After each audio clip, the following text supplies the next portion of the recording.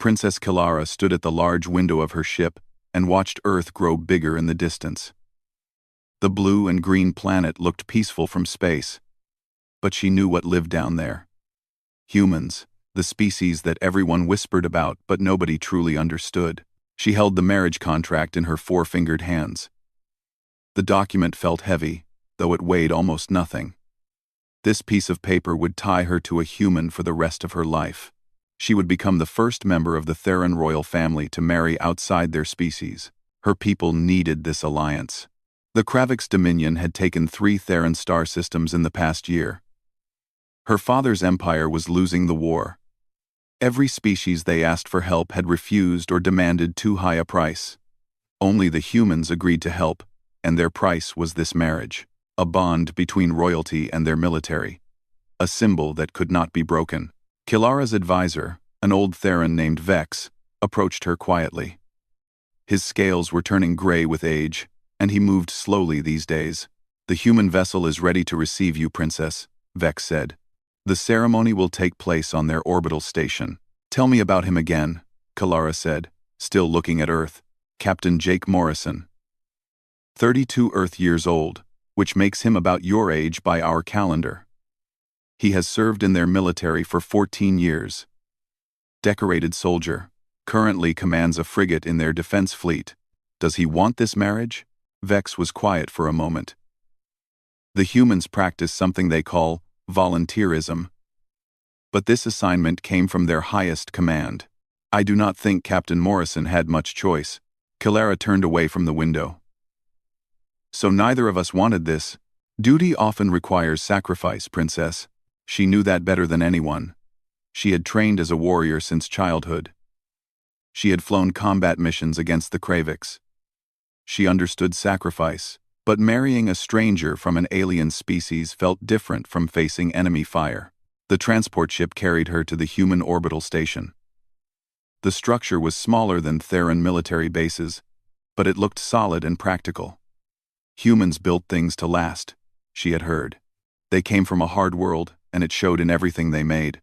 The docking bay was clean and well organized. Human soldiers stood at attention in neat rows, wearing dark blue uniforms. They were smaller than Theran warriors, and they lacked natural armor or claws, but something about the way they stood, perfectly still and focused, made Kilara pause. These were trained fighters. A human stepped forward from the formation.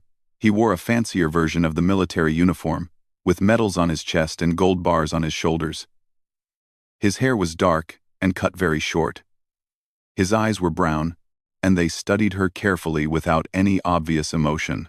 "Princess Kilara," he said, speaking her language with a strange accent. "I am Captain Jake Morrison.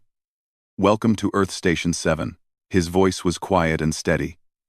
He bowed slightly, copying a Theran gesture of respect.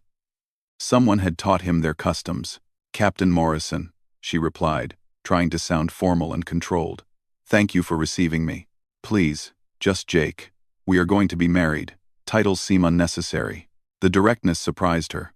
Most diplomats spent hours on careful words and polite phrases. Jake simply stated facts. "Then call me Kilara." He nodded once. "The ceremony hall is ready. My people have tried to incorporate both our traditions. If we got something wrong about your customs, please tell me."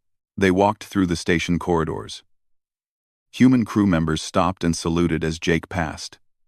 He returned each salute with precision. Everything about him was controlled and exact.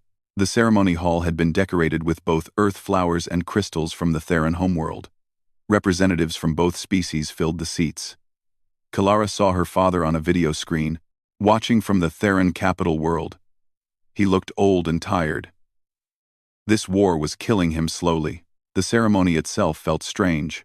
A human official read words in English, then a Theran priest spoke in their language. Kilara and Jake exchanged vows they had memorized. They placed rings on each other's hands. A human tradition, they shared a crystal of bonding, a Theran tradition. And just like that, they were married. At the reception afterward, Jake stayed close to her but did not talk much. He seemed uncomfortable with crowds and celebration. When officials from both sides came to congratulate them, He answered politely, but kept his responses short. "You do not like parties," Kilara observed when they had a moment alone. "I prefer smaller groups," Jake admitted. "Crowds make it hard to track everything." Track what? Exits, threats, positions of security personnel, old habits from military service. She understood that. Warriors learn to always know their surroundings. "How long have you been in your military?" "One. Since I was 18. It was that, or starve. My parents died when I was 14. My younger sister and I had no other family. The military offered training, food, and a future." "Your sister, is she here?" "No, she is a teacher on Earth. She wanted to come, but the ceremony was restricted to essential personnel only." He paused. "She sent a message saying she hopes you will be patient with me.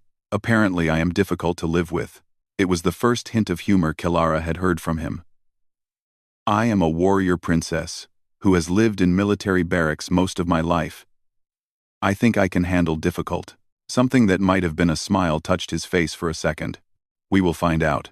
They were given quarters on the joint fleet that would travel to Theron space. The rooms were split between human and Theron design, creating an odd mix of styles. Kilara had expected separate sleeping areas, but everything was shared. One bed, one life. That first night, Jake set up a small barrier of pillows down the middle of the bed. "For privacy," he explained. "Until we are more comfortable with each other." "You are thoughtful," Kilara said, surprised by the gesture. "This situation is not easy for either of us. No reason to make it harder." Over the next days, as they traveled toward Theron space, they talked in careful, formal ways. Jake asked about her homeworld, her family, her responsibilities. She asked about Earth, about his military career, about human culture. They were like two soldiers on a mission together, learning about their partner. Kilara noticed things about Jake.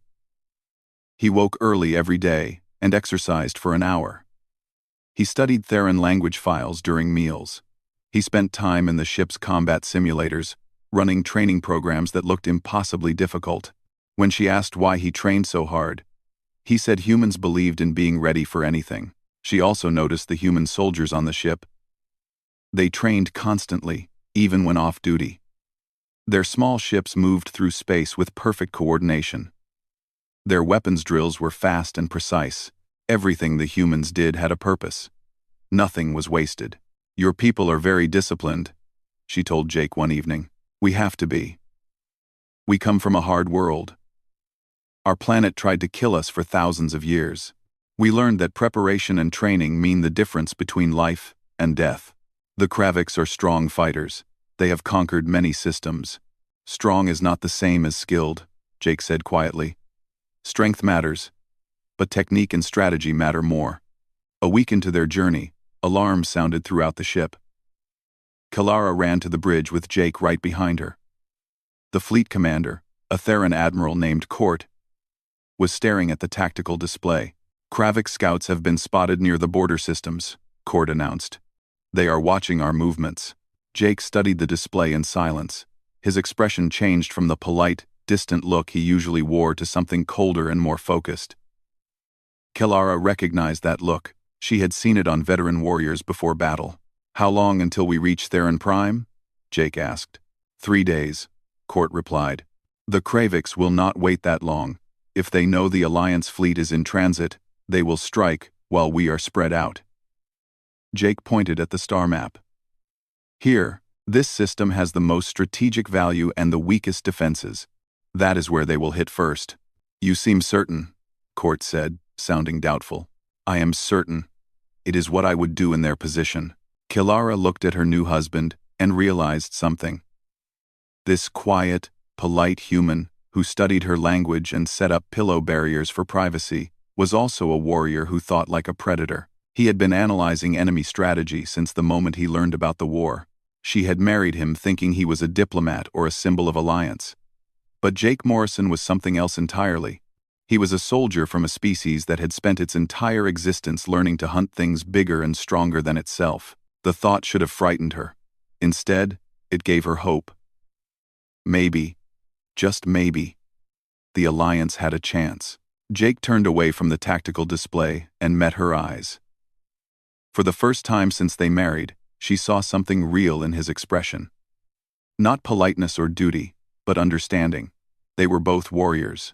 They both knew what was coming. "It is starting," Jake said quietly. "War always comes faster than anyone expects." Kilara nodded.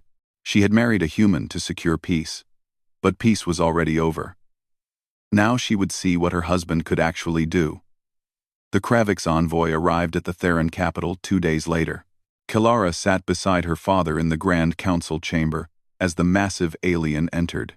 Kravix were built like living tanks, 3 meters tall with thick armored skin and 4 powerful arms. This one wore the markings of a high commander. "Emperor Theran," the Kravix rumbled in a voice like grinding stone. "The Dominion offers generous terms.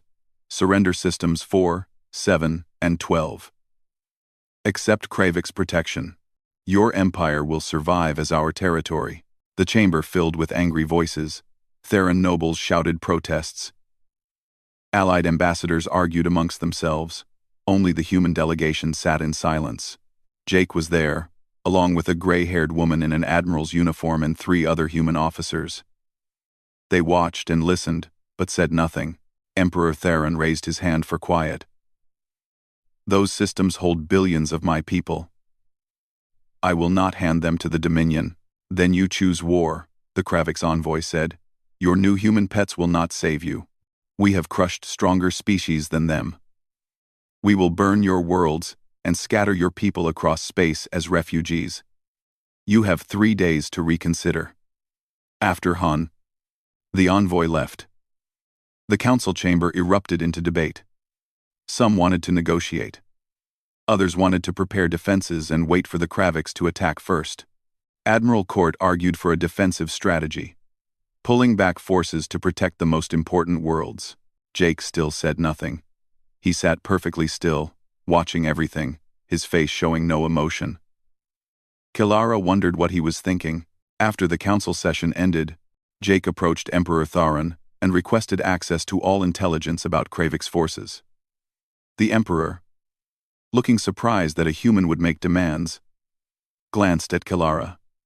She nodded. Her father sighed and agreed. For the next 2 days, Jake barely slept. Kilara found him in an operations room surrounded by data displays. Human officers worked alongside him, analyzing everything the Alliance knew about the Kravix: positions of fleets, supply routes, communication patterns, previous battle records. "What are you looking for?" Kilara asked, bringing him food that he had forgotten to eat. "Weaknesses," Jake said, not looking away from his screens. "Every army has them. The Kravix rely on overwhelming force and intimidation. They are used to enemies who break and run, but their tactics are predictable. Their supply lines are stretched thin, supporting so many occupied systems. And their staging area for this invasion is here. When you failed," he pointed at a star system deep inside Kravix territory. "This is where they are gathering ships for the main attack. If we hit them there before they launch, we can cripple the invasion before it starts." "That system is heavily defended," Kilara said. "Our scouts barely escaped with these readings. Any attack force would be destroyed before reaching the target." "Any conventional attack force, yes," Jake agreed. He finally turned to look at her. "But human ships are not conventional. We have technology your people have not seen yet. Stealth systems, precision weapons. We can get in, hit the target, and get out." "You are talking about a deep strike mission into enemy space." "Yes. It is incredibly dangerous." "Yes. The War Council will never approve it." Jake smiled, and there was nothing friendly in that expression. "Then I will present it in a way they cannot refuse." The next day, Jake stood before the War Council and laid out his plan. He projected tactical displays, showing every phase of the operation. Human stealth ships would infiltrate the Kravix staging area, eliminate sensor networks, and open a corridor for strike craft. The main attack force would hit hard and fast, destroying ships before they could respond, then withdraw through the same corridor. "This is suicide," Admiral Court said flatly. "Even with your stealth technology, the Kravix will detect you eventually. You will be trapped in the middle of their fleet, with no escape. The mission has risks, Jake admitted. That is why I only want volunteers. No one will be ordered to go. How many ships do you need? Emperor Theron asked. 20 human ships. 30 Theron fighters for the main strike. Small, fast, and deadly. Kalara stood up. I volunteer to lead the Theron squadron. The chamber exploded with protests. Her father stood, his scales flushing with anger. Absolutely not. You are heir to the throne. I cannot risk you on such a dangerous mission. Father, I am also a trained pilot and a combat veteran. If this mission succeeds, it could end the invasion before it starts. If it fails, having me there shows the Kravix that we are not afraid. Either way, my presence sends a message. I oppose this, Jake said quietly. Everyone turned to look at him. Kalara, you are right about sending a message. But if something goes wrong, the Alliance needs you here. Your father needs you. And I need to know what my husband can actually do in battle. Kalara replied, meeting his eyes. We are married, Jake. That means we face dangers together. I will not send others to fight while I stay safe behind walls. They stared at each other for a long moment. Finally, Jake nodded. If you come, you follow my orders during combat.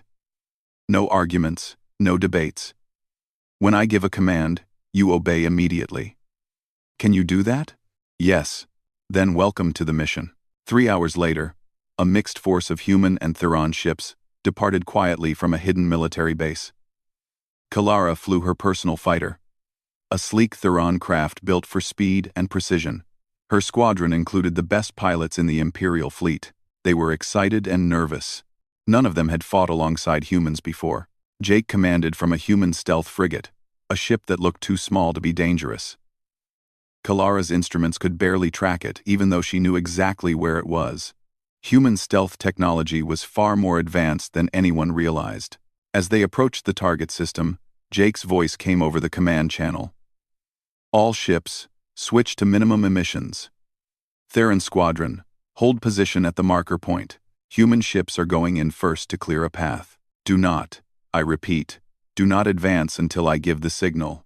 Understood? Understood, Kalara replied. Her pilots acknowledged the order. The human ships vanished from her sensors completely. One moment they were there. The next, they were invisible. Kalara watched her tactical display and waited. Minutes passed. Then her long-range sensors picked up small explosions deep in the Kravix perimeter. The humans were taking out sensor posts and patrol ships. They are good, her wingman, a veteran pilot named Corin, said over the squadron channel. I have never seen such precise strikes. The operation went perfectly for 30 minutes. Then everything fell apart. A Kravix patrol that was supposed to be on the other side of the system returned early. Alarms wailed through the Kravix fleet. Within seconds, hundreds of ships were powering weapons and scrambling to defensive positions. All human ships, this is Morrison, Jake's voice came through, still completely calm. Contact in 10 seconds. Engage at will. Theron Squadron. Hold position and wait for my signal.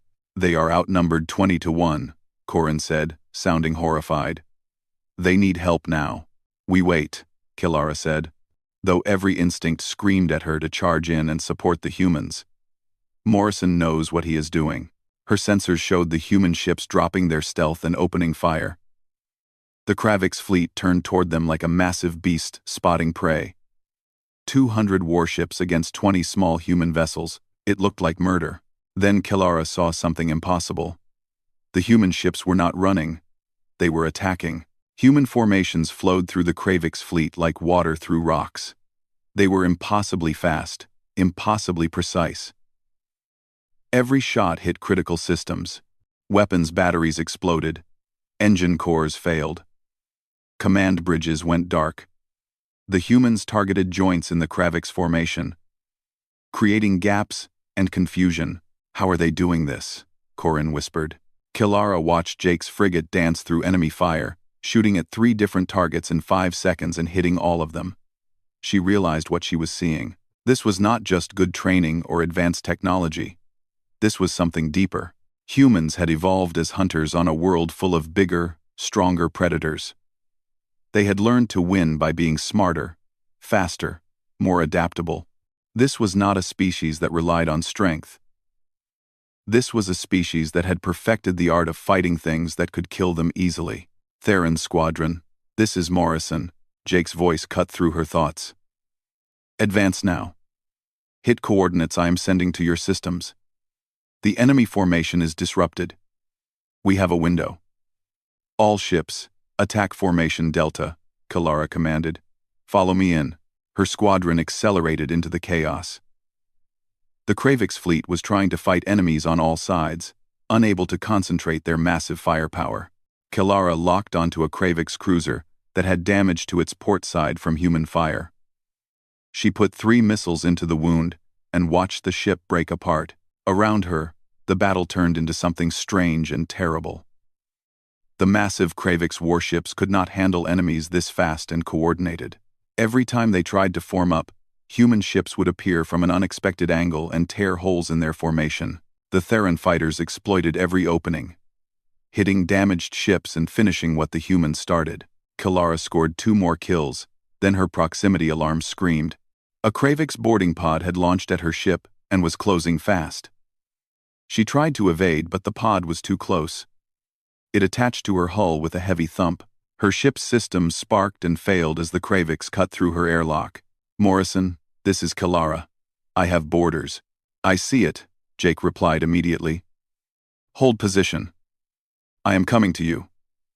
Negative. Continue mission objectives. My crew can handle boarders. Hold position, Kalara. That is an order.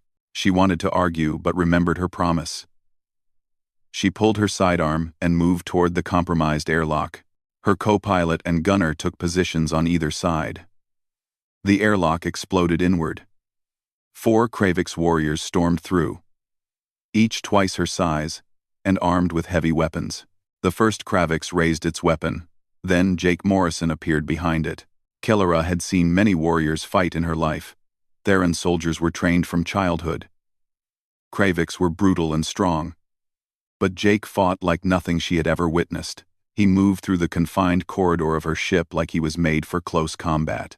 He was not stronger than the Kravix, but he did not need to be. He used their size against them in the tight space. He targeted joints in their armor. He moved constantly, never staying still, never giving them a clear shot. 1 Kravix fell. Then another. The third managed to grab Jake and lift him off the ground. Jake shot its arm joints until the grip loosened, then drove his blade into the gap in its neck armor. The 4th Kravix turned to run. Jake shot it in the back. The whole fight lasted maybe 20 seconds. Jake stood in the corridor, breathing hard, covered in alien blood. He checked his weapon, reloaded it, and looked at Kalara. Are you hurt? No, thank you. Good. Let us finish this mission. 1. The battle ended an hour later. The Kravix staging area was destroyed. Their invasion fleet was shattered. Human and Theron ships withdrew with minimal losses. As they jumped away from the system, Kalara sat in her damaged cockpit and thought about what she had witnessed. She had married Jake Morrison thinking he was a symbol, a political tool to secure alliance with humanity. But symbols did not fight the way he fought. Symbols did not command the way he commanded. Symbols did not risk their life to save 1 person in the middle of a battle. Her husband was not a symbol. He was a weapon. And for the first time since the war started, Kalara believed they might actually win. The fleet returned to Theron Prime as heroes. Emperor Tharon held a ceremony in the Grand Hall, awarding medals to every pilot who flew the mission. When it came time to honor Jake, the human captain stood before the entire court in his simple uniform and accepted the highest military decoration the Theron Empire could give. You have proven that humans are true allies, Emperor Theron declared. You risked everything to protect our people. The Empire is in your debt. Jake bowed respectfully. I did what any soldier would do, Your Majesty. I protected my family. Kalara felt something warm in her chest when he said that word. Family. He meant her. He meant the alliance. But the way he looked at her when he said it made her wonder if he meant something more. After the ceremony, they returned to their quarters in the palace. Jake immediately began removing his dress uniform, wincing as he moved. Kalara noticed fresh bandages under his shirt. You are hurt. Why did you not say anything? Ceremony was important. The injuries can wait. Let me see. Jake hesitated, then removed his shirt. Kalara saw dozens of cuts and bruises covering his torso and arms. Some were healing from the boarding action days ago. Others looked newer. You fought 4 Kravix warriors in close combat, Kalara said quietly, fetching medical supplies from the cabinet. That should have killed you. Probably should have, Jake agreed, sitting on the edge of their bed. But I had a good reason to survive. What reason? You. Kalara paused in the middle of opening the medical kit. What do you mean? I promised to protect you when we married. I keep my promises. He looked up at her, his brown eyes serious. That boarding pod was my fault. I should have positioned my ship to intercept it. I saw the launch signature, but I was engaging another target. By the time I realized it was heading for you, it was almost too late. You cannot protect everyone at once, Jake. I can try. She sat beside him and began treating the worst cuts. Her hands were steady from years of medical training. But being this close to him felt different now. He was not a stranger anymore. He was the man who had charged through enemy fire to save her, the warrior who had fought impossible odds without hesitation. Where did you learn to fight like that? She asked, carefully cleaning a deep gash on his shoulder. Earth. My homeworld. I know that. But I mean specifically. That was not just military training. Jake was quiet for a moment. Earth is a hard world. Kalara. Everything there wants to kill you. Predators, diseases, weather, other humans. I grew up in a bad city in a bad part of the continent. My parents tried to protect my sister and me, but they could not protect themselves. They were killed in a gang fight when I was 14. His voice stayed level and calm. But Kalara could feel the old pain behind the words. I was too young to get regular work, too old for the child welfare system to care about. My sister was 11. We had no family, no money, no help. I had to keep us alive. How did you manage? I fought. There were illegal combat rings in my city where desperate people could earn money. I was small and young, so nobody took me seriously at first. That was my advantage. I learned to fight bigger, stronger opponents by being faster and smarter. I learned where to hit to cause maximum damage. I learned how to turn their strength against them. You were 14 years old. Yes, I did what I had to do. I won enough fights to keep us fed and housed until I turned 18 and could join the military. The military taught me discipline and proper technique, but I learned how to survive on the streets. Kalara finished bandaging his wounds and sat back. She looked at this human who had become her husband. He had been through so much pain and still chose to protect others. He could have become bitter and cruel, but instead, he fought for people who could not protect themselves. Your sister. What is her name? Sophie. She teaches young children on Earth now. She always loved helping others learn. A slight smile touched Jake's face. She is the good one. I am just the fighter who kept her safe until she could be good. You are good too, Jake. Good people do not risk their lives for others the way you do. Or maybe I am just too stubborn to know when to run. He met her eyes. Thank you. By the way, for what? For not ordering me to stay back when the boarding happened. For trusting me to handle it. Most royalty would have been offended that I came to help. Most royalty did not grow up as warriors. I understand the need to trust your squad. She paused. Is that what we are now? A squad? I hope we are more than that, Jake said quietly. But I will take squad, if that is what you want. Before Kalara could respond, alarms blared through the palace. Jake was on his feet instantly. Pain forgotten. Reaching for his weapon. They ran to the command center, where Admiral Court and Emperor Theron were already gathering. Report, the Emperor demanded. 3 Kravix fleets have entered Theron space simultaneously, Court said, his scales pale with shock.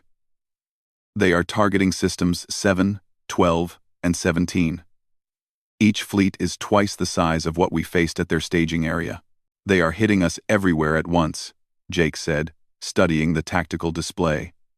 They learned from the raid. Instead of concentrating their forces in one place, they have spread them out, so we cannot strike a killing blow. The Alliance fleet cannot defend all 3 systems, Court said. We have to choose which ones to save. No, Emperor Theron said firmly. Every system has billions of my people. I will not abandon any of them. Then we split our forces and defend all 3, Jake said. It will spread us thin. But if we coordinate properly, we can hold long enough for reinforcements from the other Alliance members. They spent the next hour organizing the defense. The human fleet would take the attack on System 7. Theron forces would defend System 12. A mixed force of Alliance ships would protect System 17. Kalara would fly with the Theron defense fleet. Jake would command the human response. Before they separated to join their respective units, Jake pulled Kalara aside in a quiet corridor. Be careful out there, he said. The Kravix are angry about the raid. They will fight harder this time. You be careful too. System 7 is the most heavily defended, which means they will hit it with the strongest force. I know. Jake reached out and took her hand. His skin was warm and rough from years of fighting. If something happens to me, you need to keep leading the Alliance. Your father is getting old. Your people will need you. Nothing is going to happen to you. Maybe. But if it does, promise me you will keep fighting. Promise me you will not give up. Kalara squeezed his hand. Only if you promise the same thing. Deal. They stood there for a moment, hands joined, neither wanting to let go. Then, Jake leaned forward and kissed her forehead gently. For luck, he said. For luck, Kalara repeated, surprised by the gesture but not disliking it. The battle for System 7 began 8 hours later. Kalara monitored the engagement from her command ship while fighting her own battle in System 12.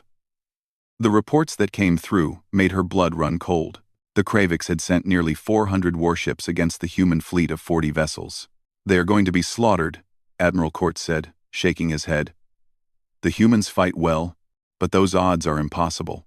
But as the battle progressed, something strange happened. The human fleet did not break. They did not retreat. They fought with the same cold precision Kalara had seen during the raid. They used the system's asteroid field as cover.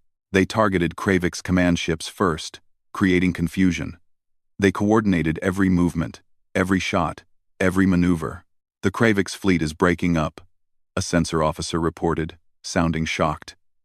They are losing formation. How many human ships have been destroyed? Court asked. 7 confirmed losses. But they have destroyed over 60 Kravix vessels and crippled dozens more. The battle in System 12 was brutal but less one-sided. Kalara led her fighters in desperate attacks against Kravix cruisers, buying time for civilian transports to evacuate. She took damage twice but kept fighting. Her squadron lost 3 ships, but they held the line. In System 17, the mixed Alliance fleet fought to a standstill. Neither side could gain advantage. After 18 hours of combat, the Kravix withdrew from all 3 systems. They had failed to take any of them. The cost had been high on both sides. But the Alliance held. Kalara's ship docked at a repair station in System 12. She was exhausted, covered in sweat and blood, her muscles screaming from hours in the cockpit. She wanted to sleep for a week, but first she needed to know Jake was alive. She tried to reach him on long-range communications. No response. She sent messages to the human fleet command. No answer. Fear began to creep into her chest. What if he had not survived? What if those odds had finally been too much? 3 days later, the human fleet limped back to Theron Prime. Kalara stood in the docking bay as the ships arrived. Many showed heavy damage.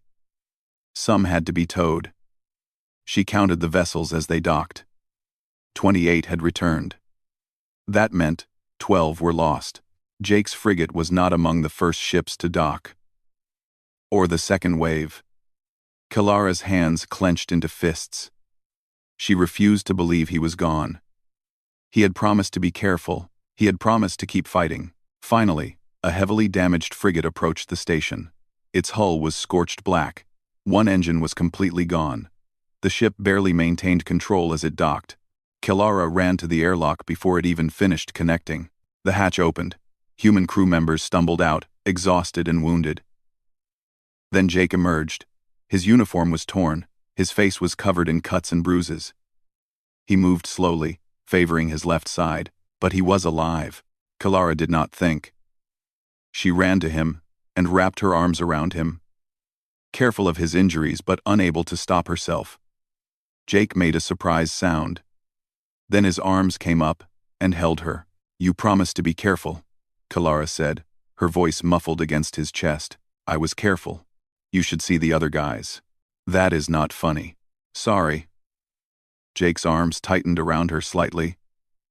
"I am glad you made it back too." They stood there in the middle of the busy docking bay, two warriors from different worlds, holding each other after surviving another impossible battle. Human and Theron crew members moved around them, but Kilara did not care who saw. She had married Jake Morrison for political reasons. She had fought beside him because duty required it. But now she realized something had changed. She did not want to lose him. Not because he was useful to the Alliance. Not because his death would hurt diplomatic relations. She did not want to lose him because the thought of him dying made her chest ache. This marriage was supposed to be political. It was supposed to be practical. When had it become something more? "Come on," Jake said quietly. "Let us go home and rest. The war will still be here tomorrow." Home. He called it home. Not the palace. Not their quarters.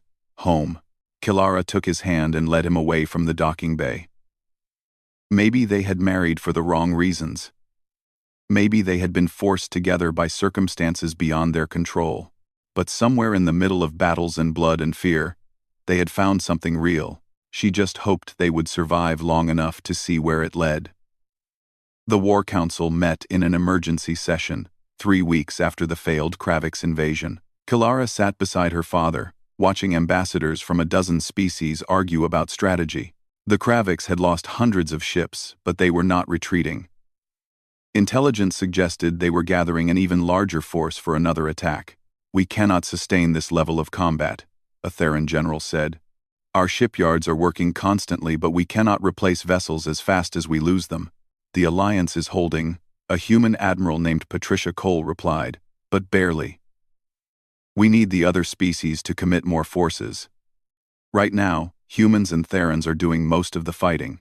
Our species are not warriors like yours," an ambassador from the Velix Collective said. "We prefer diplomatic solutions."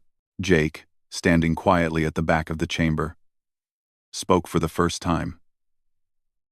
"Then you will die diplomatically when the Kravix arrive at your worlds. They are not interested in talking. They want conquest." "Easy for a human to say," the Velix ambassador snapped. "Your species loves war." "No," Jake said, his voice going cold. "We hate war. But we are very good at it because our survival depended on being good at it. There is a difference between loving something and being skilled at it." Before the argument could continue, alarms sounded through the palace. Admiral Court rushed into the chamber. "The Kravix are attacking. Multiple fleets. They are hitting 5 systems simultaneously." The room erupted into chaos. 5 attacks at once meant the Alliance would have to split its forces dangerously thin. Emperor Theron stood, his scales turning pale gray with stress. "Where are they striking?" "Systems 2, 5, 9, 14, and Theron Prime." Silence fell over the chamber. Theron Prime. The homeworld. The capital of the Empire. The Kravix had never dared attack the most heavily defended system in Alliance space. "They are trying to cut off the head of the Alliance," Jake said quietly. "Take out the capital, and the rest of the Empire falls apart." "How large is the force attacking Theron Prime?" Emperor Theron demanded. 500 ships, Your Majesty. Maybe more. They are still jumping in. 500 ships. Against the home defense fleet of perhaps 120 vessels. The math was brutal and simple. Theron Prime would fall unless reinforcements arrived quickly. Send everything we have, the Emperor ordered. Every ship in range must return to defend the homeworld. Father, wait, Kilara said, standing. If we pull back all our forces, the other 4 systems will definitely fall. Billions of people will die. If Theron Prime falls, the Empire falls. We have no choice. Admiral Cole stepped forward. Your Majesty, the human main fleet is currently 3 days away at maximum speed. If we can hold the Kravix for 3 days, we can turn the battle. 3 days is too long, Court said. The defense fleet will be destroyed in 6 hours once the enemy completes their jump. Kilara looked at Jake. He was staring at the tactical display with that cold, calculating expression she had come to recognize. He was running scenarios in his head, looking for solutions that did not exist. There is one option, Jake said quietly. All eyes turned to him. I can take an assault ship and jump ahead using the experimental fold drive. I will arrive in 4 hours instead of 3 days. 1 ship against 500? Court shook his head. That is not a solution. That is suicide. 1 ship can buy time. I can disrupt their formation, damage their command structure, cause enough chaos to delay their attack on the planet. Every hour I buy is more time for evacuations and for the main fleet to arrive. You are talking about facing an entire armada alone, Emperor Theron said. You will die. Probably. But my death might save billions of your people. That seems like a fair trade. Kilara felt something break inside her chest. No, there has to be another way. Jake turned to look at her. His brown eyes were sad but determined. You know there is not. The math is simple. If we do nothing, the capital falls before reinforcements arrive. If I go, maybe I can change that math. Then I am coming with you. No, Jake, we fight together. That is what we do. Not this time. He walked over to her and took both her hands in his. Kilara, if this fails, the Alliance needs you. Your father is a good emperor, but he is old and tired. You are the future of your people. You have to survive to lead them. I do not care about leadership. I care about you. The words came out before she could stop them. The council chamber went silent. Everyone knew about the political marriage, but this was the first time Kilara had spoken of personal feelings publicly. Jake's expression softened. He reached up and touched her face gently. I know. I care about you too. That is why I have to do this. I have to protect you and your family and your people. It is what humans do for those they love. You love me? Yes. I did not expect to. This was supposed to be a political arrangement. But you are brave and smart, and you fight with honor. How could I not fall in love with you? He smiled sadly. I just wish I had more time to show you. Kilara grabbed his uniform. Then take that time. Stay here. We will find another way. There is no other way, and you know it. Jake gently removed her hands from his uniform. I made a promise when we married. I promised to protect you. I am keeping that promise. I am no other way. By dying, by doing what soldiers do. We stand between danger and those we love, even when the odds are impossible. Emperor Theron stepped forward. Captain Morrison, if you do this, you will be remembered as a hero of the Empire. I do not need to be remembered, Your Majesty. I just need to buy you time. Jake turned to Admiral Cole. Get the main fleet here as fast as you can. Every minute counts. Cole nodded, her eyes wet. We will be there, Jake. I promise. Jake began walking toward the door. Kilara ran after him and grabbed his arm. Please. Do not do this. We will find another way. There is no time to find another way. Jake pulled her close and kissed her. Not on the forehead like before. A real kiss. Desperate and passionate and final. When he pulled back, his eyes were bright. I wish we had more time too. But we do what duty requires. You taught me that. I was wrong. Some things are more important than duty. Maybe. But protecting you is not just duty anymore. It is everything. He stepped back. Promise me something. If I do not come back, promise you will keep fighting. Promise you will lead your people and finish this war. I promise, Kalara whispered. But you have to promise something too. What? Come back to me. You said you keep your promises. So promise you will survive this and come home. Jake was quiet for a long moment. I promise I will try. That is the best I can do. Then try hard. He smiled one last time, then walked out of the council chamber. Kalara watched him go, feeling like someone had torn her heart out of her chest. My daughter, Emperor Theron said gently, you truly love this human. Yes. I married him to secure peace, and I fell in love with a warrior. She turned to her father. I need to be with the fleet when they arrive at Theron Prime. I need to see this through. Of course. Go. Kalara ran to the docking bay and boarded the command ship with Admiral Cole. As they prepared to jump to Theron Prime, she listened to the comm channels and heard Jake going through final checks on the assault ship. The assault ship was a human prototype, designed for exactly this kind of impossible mission. 1 operator. Maximum firepower. Advanced AI assistance. Experimental full drive that could move faster than any other ship but was unstable and dangerous. It was meant for suicide runs against high-value targets. This is Morrison to command. Jake's voice came through the comm. All systems check. Full drive charging. Jake, Kalara said into the comm. I love you too. I should have said it earlier. There was a pause. I know. I could see it every time you looked at me. It is okay. His voice softened. Take care of my sister if I do not make it back. Her name is Sophie Morrison. She lives in Colorado on Earth. Tell her I thought about her at the end. Tell her yourself when you come home. Right. When I come home. He did not sound like he believed it. See you soon, Princess. The assault ship disappeared from sensors as it activated the fold drive. Kalara stood on the command deck, hands clenched so tight her claws drew blood from her palms. He is insane, Admiral Cole said quietly. But he is also the bravest man I have ever known. How long until we reach Theron Prime? 2 days, 18 hours at maximum speed. 2 days. Jake had to survive alone for 2 days against 500 ships. It was impossible. But then, humans specialized in doing impossible things. Kalara activated the comm to Theron Prime Defense Fleet. Her younger brother Darren commanded the Home Guard.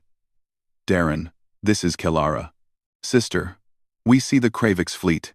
It is even bigger than the report said. We are preparing to engage, but we will not last long. A human is coming to help. Captain Jake Morrison. He will buy you time to evacuate civilians and prepare defenses. 1 human? Against this? Darren's voice cracked slightly. He will be destroyed. Maybe. But he will make them pay for it. Trust him, Darren. Trust my husband. 4 hours after Jake jumped, Kalara received a transmission from Theron Prime. It was her brother, and his voice shook with disbelief. Kalara, you need to hear this. The human just arrived. He charged straight into the Kravix fleet. We thought he was dead, but he is still fighting. I do not know how to describe what we are seeing. It should not be possible. Send me the tactical feed. The data came through and Kalara watched the displays in silent shock. 1 ship, 1 tiny human assault ship, flying through 500 Kravix warships like a blade through flesh. Explosions bloomed across her screen as Jake struck target after target.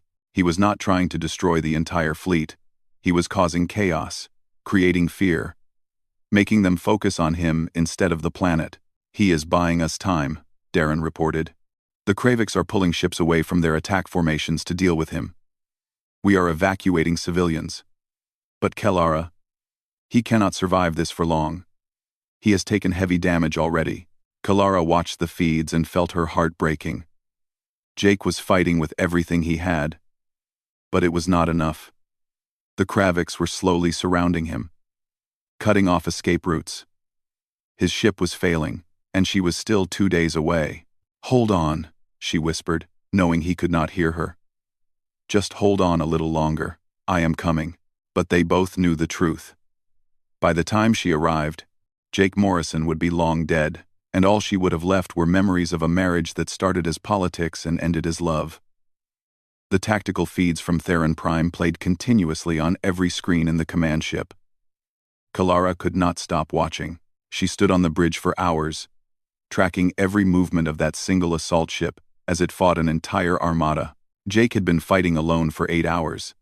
His ship should have been destroyed in minutes, but somehow he kept going. Kalara watched him use debris as weapons, ramming damaged Kravik ships into their intact neighbors. He targeted ammunition stores, creating chain reactions that took out multiple vessels at once. He flew through explosions that should have killed him, emerging on the other side to strike again. "He has destroyed 43 ships," the tactical officer reported, his voice filled with disbelief. 43. With one assault ship. "And crippled at least 60 more, Admiral Cole added. She stood beside Kalara, watching the feeds with grim respect. "He is not trying to win. He is trying to hurt them so badly they never forget what humans can do." Darren's voice came through the comm from Theron Prime. "Kalara, the civilian evacuation is complete. The Kraviks are still trying to destroy the human. They have pulled back from their attack on the planet. All their attention is on him." "How long can his ship last?" Kalara asked, though she knew the answer would hurt. "His AI is reporting critical failures across all systems. He has minutes at most." Kalara gripped the edge of the tactical display so hard her claws scraped metal. "Jake, if you can hear me, the evacuations are complete. You can retreat now.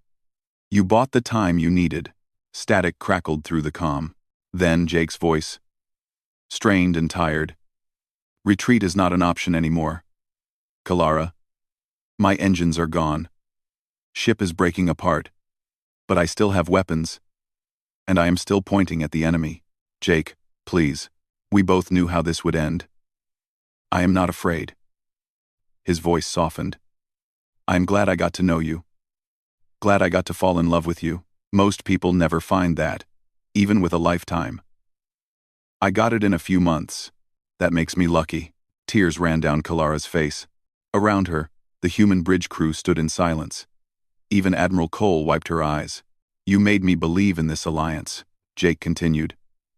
"You made me believe that different species can fight together, trust each other, maybe even love each other. Take care of my sister. Take care of your people. And remember that humans do not fight because we love war. We fight because we love what we are protecting. Jake, I love you. Do you hear me? I love you. I know. I love you too, Princess. That is why I have to finish this." His voice hardened. "Darren, pull all defending ships back from the planet. Tell them to shield against major blast." "What are you doing?" Darren asked. "I am setting course for the Kravik's flagship. I still have every explosive device on this ship. They wanted to see what humans do when pushed to the edge. Time to show them." 18 with Mark. Kalara watched the tactical display through her tears. The assault ship, battered and burning, changed course. It accelerated toward the massive Kravik's command vessel at the center of their formation. The Kraviks tried to destroy him before he reached them. Hundreds of weapons fired at once. Jake's ship took hit after hit, pieces breaking off, systems failing. But momentum kept it moving forward. Nothing could stop it now. "Tell my sister I thought about her," Jake said quietly. "Tell her I am sorry I could not come home. And Kalara, tell her that I died protecting someone I loved. She will understand. She always understood." "I will tell her," Kalara whispered. "I promise." "Good. That is good." Jake's breathing was labored now. 200 meters to target. 100. 50. "See you on the other side, love." The assault ship struck the Kravik's flagship. For a moment, nothing happened. Then the explosion lit up space brighter than the system's sun. The flagship vanished in the blast. The shockwave tore through the Kravik's formation, destroying everything within a kilometer. More ships died in secondary explosions as the blast triggered their own munitions. When the light faded, 30 ships were gone. Another 50 were crippled and drifting. The Kravix formation broke apart in panic and confusion. Their commander was dead. Their morale was shattered. They had come to destroy a world, and instead, one human had destroyed them. "The Kravix fleet is retreating," Darren reported, his voice shaking. "They are jumping out of the system. Theron Prime is saved." Kilara could not speak. She stared at the debris field where Jake had made his last stand. Somewhere in that cloud of wreckage was the man she loved, the warrior who had given everything to protect her family and her people. Admiral Cole put a hand on her shoulder. "I am sorry. Jake was the best of us. He saved billions of lives," Kilara said, her voice hollow. "And I could not save him. He did not want to be saved. He wanted to protect you. That is what humans do for those they love. We give everything." The command ship arrived at Theron Prime 2 days later. The human fleet dropped out of fold space to find the battle already over. Kilara stood in the docking bay as her shuttle prepared to take her down to the planet. She held Jake's wedding ring, recovered from the wreckage. It was scorched and bent, but it had survived, like his memory would survive. Emperor Theron met her at the palace entrance.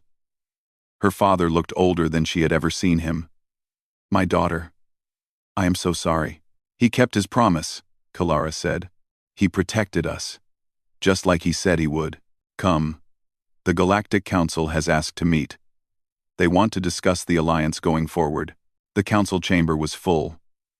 Representatives from every allied species had come to Theron Prime to see the world that had been saved by one human sacrifice.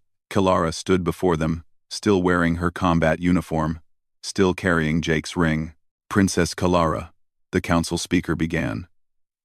"We have received full reports of Captain Morrison's actions. His sacrifice has shocked the galaxy. The Kravix Dominion is withdrawing from 3 occupied systems. They are requesting peace negotiations. It seems they have learned to fear humanity." "They learned the wrong lesson," Kilara said quietly. "Jake did not fight because he wanted to be feared. He fought because he loved. That is what makes humans dangerous. Not their weapons, or their tactics, or their ships. They fight with everything they have because they care too much to let others suffer." She looked around the chamber at all the ambassadors and representatives. "Many of you thought humans were primitive. You thought they were useful tools for this war, but nothing more. I thought the same thing when I married Jake Morrison. I was wrong. Humans are not tools. They are not weapons. They are people who will burn down the galaxy to protect what they love. The Alliance owes a great debt to Captain Morrison," the Velix ambassador said. "How should we honor his memory?" "By finishing what he started," Kilara replied. "By making sure his sacrifice means something. By building a peace that lasts so that no one else has to die, the way he did," the council agreed. Over the next months, negotiations with the Kravix progressed. The Dominion had lost too many ships and too much confidence. They agreed to return occupied systems and sign a peace treaty. The Alliance had won the war, though the cost had been terrible. Kilara traveled to Earth 6 months after Jake's death. She had promised to tell his sister what happened. Sophie Morrison lived in a small house in the Colorado mountains. She was a teacher, just like Jake had said. She looked like her brother, with the same brown eyes and quiet strength. "He talked about you all the time," Kilara said as they sat in Sophie's living room. "He said you were the good one. The one worth protecting." "Jake always thought I was better than I am," Sophie said, wiping tears from her eyes. "But he was wrong. He was the good one. He just never let himself believe it." Over. Thanks for watching. Over Jacob I won. Over 17-1. He was wrong. Over 17-1. Over 17-1. Over 17. He loved you very much. His last thoughts were of you and me, his family. Thank you for coming all this way to tell me. I know he cared about you. His messages home started changing after you married. He stopped just reporting facts. He started talking about feelings, about hope. You made him happy in a way I had not seen since our parents died. Kilara pulled out the scorched wedding ring. I wanted you to have this. He wore it until the end. Sophie took the ring with trembling hands. Keep it. He gave it to you. He would want you to have it. Sen. Are you sure? Yes. You loved him. He loved you. That is what matters. Kilara stayed on Earth for a week, learning about Jake's childhood, seeing where he grew up, understanding what made him who he was.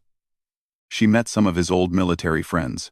They told stories about his time in service, about missions he had never mentioned, about the lives he had saved over the years. Jake never talked about his own courage. One old soldier said, "He thought he was just doing his job. But he saved my life 3 times in combat. Saved dozens of others. He was the guy you wanted watching your back because you knew he would die before he let anything happen to you." When Kilara returned to Theron Prime, she threw herself into rebuilding the Alliance. The war was over, but the real work was just beginning. She became her father's primary advisor, then his successor when he retired 2 years later. As Empress Kilara, she made sure that human-Theron relations became stronger than ever. 5 years after Jake's death, a memorial was unveiled on Theron Prime, a statue of Jake Morrison in his combat armor, holding his weapon, standing guard over the planet he died protecting. The inscription read simple words in both Theron and English. He kept his promise. Kilara stood at the memorial on the anniversary of Jake's death, as she did every year. She wore his wedding ring on a chain around her neck. She had never remarried. People asked her about it sometimes, suggested that an empress should have a partner. She always gave the same answer. She had been married once, to a warrior from Earth. That was enough. Children came to the memorial to learn about the war and the human who saved their world. Military cadets studied his tactics in academy classes. Poets wrote verses about his sacrifice, but Kilara remembered him differently. She remembered a quiet man who tried to make an impossible marriage work, who studied her language and customs because he respected her people, who fought like death itself but spoke with gentle kindness, who fell in love with an alien princess and chose to protect her with his last breath. 20 years after Jake's death, human Theron children were born into the Alliance. Mixed families became common. The 2 species had learned to trust each other, work together, even love each other.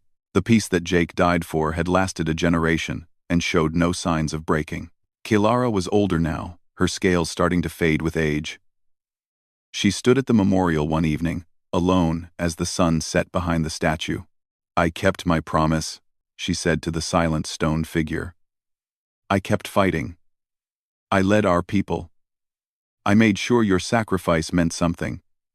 The Alliance is stronger than ever. Humans and Therons stand together as true partners now, not just political allies." The wind blew through the memorial garden. Somewhere in the city, human and Theron children played together, not knowing a time when their species were strangers. That was the real victory. Not the battles won or the territory secured, but the future built on the foundation of one man's sacrifice. "I still love you," Kilara said quietly. "I married you to secure peace. I lost you to war. But what we had, even for just a few months, changed everything. You taught me that humans do not fight because they are violent. You fight because you love fiercely. You protect because you care deeply. And you sacrifice because some things are more important than survival."